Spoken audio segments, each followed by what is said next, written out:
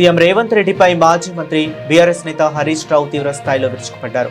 రేవంత్ రెడ్డి నల్లమల పులి కాదు, నల్లమల పిల్లి అని ఆయన ఘాటుగా విమర్శించారు. పొరుగు రాష్ట్రాలు కృష్ణా గోదావరి జలాలను తరలించుకుపోతుంటే తెలంగాణ ప్రయోజనాలను కాపాడటంలో సీఎం పూర్తిగా విఫలమయ్యారని ఆరోపించారు.